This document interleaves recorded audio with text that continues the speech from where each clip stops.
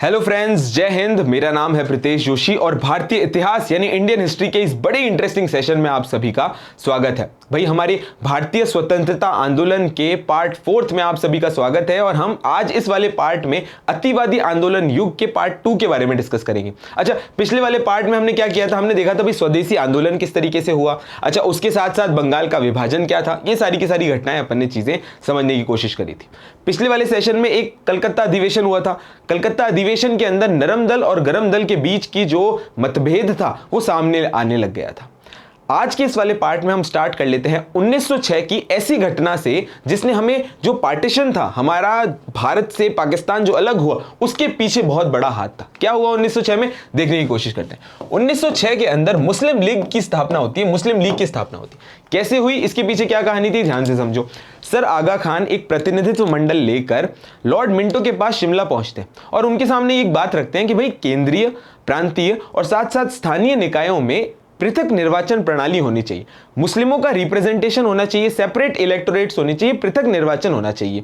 इसी बात को साथ रखने के साथ जब वो वापस आते हैं, इसी बात को और आगे बढ़ाने के लिए और मुस्लिमों की राजनीतिक संगठन के तौर पे डेवलप करने के लिए 30 दिसंबर 1906 को ढाका में मुस्लिम लीग की स्थापना करते हैं। कब करते हैं भैया? 30 दिसंबर 1906 को ढाका में मुस्लिम लीग की स्थापना कर देते हैं। क्लियर है यहां तक बात? एग्जामिनेशन पॉइंट ऑफ व्यू से यहां पे क्या क्या क्वेश्चन आ सकते हैं? एक तो कब स्थापना हुई, तो 30 दिसंबर 1906 को ही। कहां पर हुई, तो ढाका में हुई। अच्छा, करने वाले कौन लोग थे? एक तो आगा खान और एक नवाब सलीमुल्लाह थे जिन्होंने मुस्लिम लीग की स्थापना करी। क्लियर है यहां तक बात? और आगे जाके जब हम पार्टीशन तक पहुंचेंगे तो ये मुस्लिम लीग किस तरीके से डेवलप होती है, जिन्ना इसके साथ कैसे जुड़ते हैं और इस मुस्लिम को और आगे बढ़ाते हैं, और पार्टीशन में इसका क्या रोल था, आगे वाली क्लासेस में अपन समझने की कोशिश करेंगे। क्लियर है बात? ये पिक्चर भी देख लो, मुस्लिम लीग का जो सेशन हुआ था 1906 में, उसकी एक छोटा सा पिक्टोरिक रिप्रेजेंटेशन आपके सामने। अब चल लेते हैं अपन 1907 की ऐसी घटना में जिसको हम कनेक्ट करेंगे 1906 के कलकत्ता अधिवेशन से। 1906 में कलकत्ता अधिवेशन हुआ था, सबको पता है, कलकत्ता सेशन, कलकत्ता अधिवेशन। इसके अंदर हमने ये देखा था कि जो भाई अध्यक्षता को लेकर लड़ाई थी नरम दल और गरम दल के बीच में, वो सामने आ रही थी, पर दादा भाई नारोजी के आने से सारी प्रॉब्लम सॉल्व हो जाती। 1907 में ऐसा क्या होता है? 1907 के अंदर जो पहले अधिवेशन कांग्रेस का होने वाला था वो होने वाला था नागपुर में। कहां पे होने वाला था? नागपुर में होने वाला था। नागपुर में होने वाला था। नागपुर में अधिवेशन होने की वजह से अब किसके चांसेस बन गए थे? बाल गंगाधर तिलक के अध्यक्ष बनने के चांसेस बढ़ गए थे, क्योंकि कांग्रेस का एक लॉ था कि अगर आप जिस भी प्रांत के अंदर जहां अधिवेशन हो रहा है उसका लोकल व्यक्ति वहां का जो हेड है, जो अध्यक्ष है, वो नहीं बन सकता। तो नागपुर में तिलक साहब बॉम्बे प्रांत के थे और नागपुर में अधिवेशन हो रहा था, नागपुर मध्य प्रांत के अंदर था, तो तिलक साहब अध्यक्ष बन सकते थे। लेकिन फिरोज शाह मेहता के कहने पर अब ये जो पूरा का पूरा नागपुर वाला सेशन होने वाला था, ये कहां शिफ्ट हो जाता है? ये शिफ्ट हो जाता है भैया सूरत में। अब सूरत कहां पे था? तो सूरत उस टाइम बॉम्बे प्रोविंस में था, बॉम्बे प्रोविंस में था, बंबई प्रांत में था, और वहां के तिलक साहब थे। अब तिलक साहब जो है इसके अध्यक्ष नहीं बन सकते थे। तो फिर गरम दल वालों ने कहा कि भाई अब तिलक साहब नहीं बन सकते तो लाला लाजपत राय को बना दो। लेकिन नरम दल वालों ने कहा कि नहीं, अध्यक्ष तो राज बिहारी घोष ही बनेंगे। आपस की परेशानियों के बाद राज बिहारी घोष जो है वो अध्यक्ष बन जाते हैं, पर अभी भी जो समस्या थी उसका निस्तारण नहीं हो पाया था। क्या हुआ इस सूरत सेशन में, जल्दी से इंपॉर्टेंट फैक्ट्स के थ्रू समझने की कोशिश करते। पहले कब हुआ? तो 1907 में हुआ। कहां हुआ? सूरत में, ताप्ती नदी के किनारे। ये ताप्ती नदी के किनारे का ना क्वेश्चन आए दिन आता रहता है एग्जाम में कि भाई सूरत सेक्शन कहां पर हुआ? ताप्ती नदी किनारे। कब हुआ? 1907 में हुआ। इस सेशन के अंदर कांग्रेस दो धड़ों में बट जाती है। कौन से धड़ों में? एक तो गरमपंथी, जो तिलक जिनको हेड कर रहे थे, लाला लाजपत राय थे और अरबिंदो घोष थे, और एक थे नरमपंथी, गोपाल कृष्ण गोखले, फिरोज शाह मेहता। अच्छा, लेकिन क्या अध्यक्षता के अलावा भी और कोई कारण था जिस वजह से इन दो धड़ों के बीच में डिफरेंसेस आए? तो हाँ, कारण था। 1906 के कलकत्ता सेशन में स्वदेशी और ये जितने भी सारे प्रस्ताव हुए थे, उन सारे प्रस्तावों को लागू करने की फोर्स कर रहा था आपका गरमपंथी दल, गरम दल या गरमपंथी दल। लेकिन नरमपंथी दल चाहता था कि ये जो प्रस्ताव हुए हैं ये हमारे हिसाब से पारित हुए।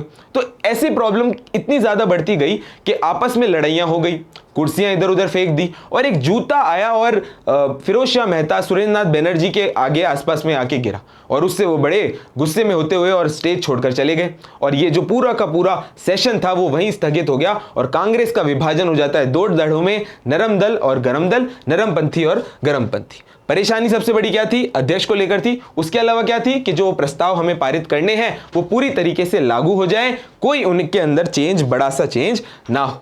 क्लियर है यहां तक बात? अब कांग्रेस का विभाजन हुआ जैसे ही, तो आप याद कीजिए कि ब्रिटिशर्स की जो नीति थी वो क्या थी? फूट डालो राज करो की नीति थी। फूट डालो नाराज करो उन्होंने किस तरीके से किया, क्या किया? उसका सबसे पहला उदाहरण क्या था? वो था हमारा मॉडले मिंटो रिफॉर्म। अब आज की कक्षा में जब मैंने बात करी थी 1906 में होने वाले मुस्लिम लीग की, मुस्लिम लीग का बना था 1906 में और उनकी मांग क्या थी? सेपरेट इलेक्टोरेट्स की। तो अब ब्रिटिशर्स जो है वो कई 15-20 साल में ऐसे बड़े बड़े कानून लाते थे जिससे भारतीयों की मांग को अपने अंदर इंक्लूड कर सके और वही कानून आया 1909 में मॉडले मिंटो सुधार या मॉडले मिंटो रिफॉर्म की शक्ल में। अब पहला क्वेश्चन तो ये कहां बनता है कि भाई कब लागू हुआ या कब आया रिफॉर्म? तो 12 मार्च 1909 को आया। करने वाले व्यक्ति, इसके पीछे ब्रेन किसका था? कौन थे इसको लागू करने वाले व्यक्ति? तो वो थे लॉर्ड मिंटो जो कि उस टाइम के गवर्नर जनरल थे और एक थे लॉर्ड मॉडले जो कि भारत के सचिव थे। अब ये क्वेश्चन हमारे लिए एग्जामिनेशन पॉइंट ऑफ व्यू से बड़ा इंपॉर्टेंट है कि लॉर्ड मिंटो गवर्नर जनरल थे और जॉन मॉडले भारत के सचिव थे, भारत के सेक्रेटरी थे। क्लियर है यहां तक बात? इन सुधारों के पीछे क्या कारण थे, क्यों ये सुधार आए? तो क्यों का प्रश्न भी समझ लेते हैं। 1892 में जो अधिनियम आया उसको लेकर भारतीयों के अंदर असंतुष्टि थी। उस असंतुष्टि को दूर करने के साथ साथ में अब ब्रिटिशर्स नरम दल की बातों को मानने लगे थे। नरम दल की जो असंतुष्टि थी उसको संतुष्ट करने लगे थे, उनको समझने लगे थे। क्यों? क्योंकि वो जानते थे ये जो गरम दल वाले लोग हैं ये तो स्वराज चाहते हैं, उत्तरदायी शासन चाहते हैं, वो देना तो भारतीयों के लिए अभी पॉसिबल नहीं है। इस वजह से नरम दल की जितनी भी सुधार की राजनीति थी, जागरण की राजनीति थी, उसका साथ दिया किसने? ब्रिटिशर्स ने। किस शक्ल में? मॉडले मिंटो रिफॉर्म्स की, मॉडले मिंटो सुधार की शक्ल में। क्लियर है यहां तक बात? अब अपन चल लेते हैं कि ये जो मॉडले मिंटो रिफॉर्म्स थे इसके क्या क्या इंपॉर्टेंट प्रोविजंस थे, एग्जामिनेशन पॉइंट ऑफ व्यू से क्या क्या इंपॉर्टेंट फैक्ट थे। पहला इंपॉर्टेंट फैक्ट ये था कि जो सेंट्रल और प्रांतीय, यानी अपन कहें कि केंद्रीय और प्रांतीय जो विधानसभाएं थी, जो सभाएं थी, उनका एक्सटेंशन हुआ, उनका विस्तार हुआ। जो मेंबर्स की जैसे 30 से किसी में 60 हो गए, 60 से 90 हो गए, इस तरीके से सेंट्रल और स्टेट या कहें तो प्रोविंशियल लेजिस्लेचर का एक्सटेंशन हुआ, इनका विस्तार हुआ। दूसरा इंपॉर्टेंट पॉइंट, जितनी भी काउंसिल्स थी, जितने भी परिषद थे, काउंसिल या फिर परिषद कहें, जितने भी काउंसिल थी, जितने भी परिषद थे, इनमें इनके अधिकारों में वृद्धि हुई। थोड़े बहुत जो है वो राइट्स, थोड़े बहुत जो अधिकार थे वो भारतीयों को दिए गए। साथ साथ में और क्या इंपॉर्टेंट था कि जो पृथक निर्वाचन की बात, जो पृथक निर्वाचन सेपरेट इलेक्टोरेट्स की जो बात थी, जो 1906 में मुस्लिम लीग कहने गई थी, वो सारी की सारी बातें भी इन्होंने मान ली और हिंदू और मुस्लिम्स के लिए पृथक निर्वाचन प्रणाली का गठन हो गया। क्लियर? और इंपॉर्टेंट बात कि जो मतदाता का कॉन्सेप्ट था, जो वोटर्स थे, उनके लिए भी इंपॉर्टेंट एलिजिबिलिटी क्राइटेरिया, उनके लिए भी इंपॉर्टेंट योग्यता जो थी वो निश्चित कर दी गई। क्लियर है यहां तक बात? तो ये चीजें कब हुई? 1909 के मॉडले मिंटो रिफॉर्म्स में। तो माइंड मैप के थ्रू इस चीज को जल्दी से समझ लेना और अभी के अभी क्लास में हर एक पॉइंट को नोट डाउन करते चलना, जिससे सारी प्रॉब्लम का सोल्यूशन अभी सामने आ जाए। क्लियर है यहां तक बात? अब देख लेते हैं एक दूसरी इंपॉर्टेंट घटना जो हुई 1911 में। 1911 में क्या हुआ वो देख लेते हैं। आपके एरिया में, आप गांव में, देहात में कभी भी कोई अगर नेता आता है ना, तो आप ये देखते हो कि एक दिन पहले इंपॉर्टेंट सड़कें जो है वो बनने लग जाती है, आसपास में गांव का जो छोटा मोटा विकास है ना वो होने लग जाता है। 1911 में भी ऐसा ही हुआ। 1911 में एक दिल्ली दरबार हुआ। जो अंग्रेजी राजा थे जॉर्ज पंचम और उनकी वाइफ क्वीन मैरी पहली बार जो है भारत आते हैं और भारत आने के साथ साथ ही दो बड़ी घोषणाएं होते हैं। जल्दी से उनको कब, क्या और कौन के कॉन्सेप्ट में समझने की कोशिश करते हैं। सबसे पहले दिल्ली दरबार कब हुआ? तो दिसंबर 1911 में हुआ। क्लियर है? कौन आया था, कौन इंपॉर्टेंट व्यक्ति था जिसके लिए दिल्ली दरबार लगाया गया? तो वो थे जॉर्ज पंचम फिफ्थ और महारानी मैरी। अब ये आए हैं तो ब्रिटिशर्स अपने राजा की तो इज्जत बढ़ाना चाहेंगे। अच्छा, उनका किसी भी तरीके से विरोध ना हो और जो राजनीतिक नेता थे वो भी इस दरबार के अंदर अपनी उपस्थिति दें, इस चीज के लिए दो इंपॉर्टेंट घोषणा करते हैं। क्या क्या थी इंपॉर्टेंट घोषणा? एक तो ये कि जो 1905 में 16 अक्टूबर 1905 को जो बंगाल का विभाजन हो गया था, जो बंगाल का पार्टीशन हो गया था, वो पूरी तरीके से रद्द कर दिया गया। ठीक है, अच्छा इसी के साथ साथ में, अच्छा याद करो जल्दी से, मुझे बताओ कि बंगाल का विभाजन कब हुआ था? तो 16 अक्टूबर 1905। क्लियर है बात? अच्छा इसी को रद्द करने की तारीख कौन सी है? तो 1911, रद्द कर दिया। अच्छा दूसरी इंपॉर्टेंट बात कि अब बंगाल की जो राजधानी थी, आप ये मानो कि कलकत्ता से अब कैपिटल जो है, जो राजधानी है, वो शिफ्ट हो जाती है दिल्ली में।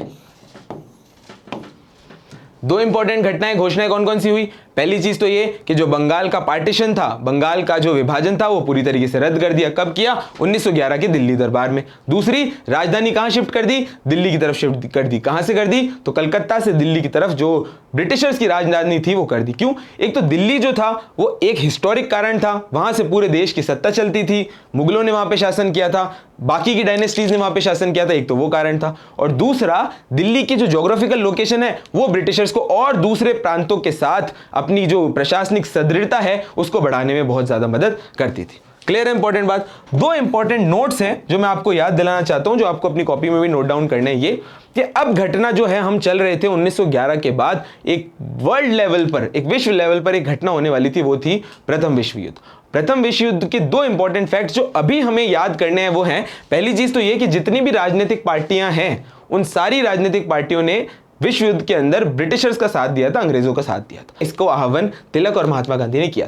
दो इंपॉर्टेंट फैक्ट्स हैं, इंपॉर्टेंट किताबों में लिखे हुए थे, इसलिए मैंने इसको यहां पर ऐड कर दी। दिल्ली दरबार की घटना हो जाती है। दिल्ली दरबार के बाद जो इंपॉर्टेंट एक घटना होती है, हम पहुंच जाते हैं 1914 में।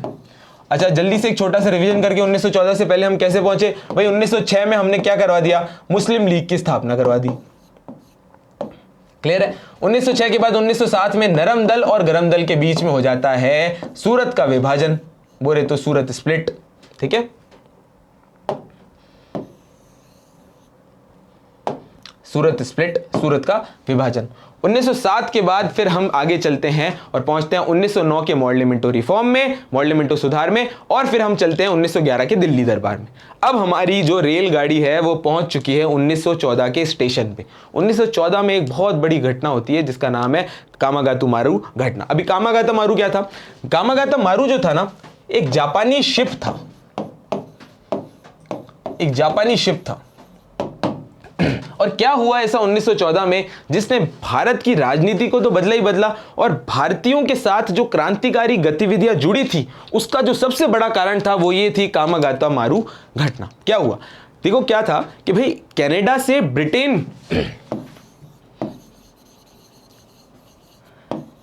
ब्रिटिश इंडिया जाने का एक डायरेक्ट रास्ता बिल्कुल भी नहीं था। भाई अगर किसी को भी भारत से कनाडा डायरेक्ट जाना है तो उसको जाने का पूरा रास्ता जो था वो नहीं था। अब क्या हुआ कि कनाडा के जो सरकार थी उसने एक प्रतिबंध लगा रखा था कि भाई अगर आप भारत से कहीं और होते हुए कनाडा आ रहे हो तो आपको कनाडा के अंदर प्रवेश नहीं दिया जाएगा।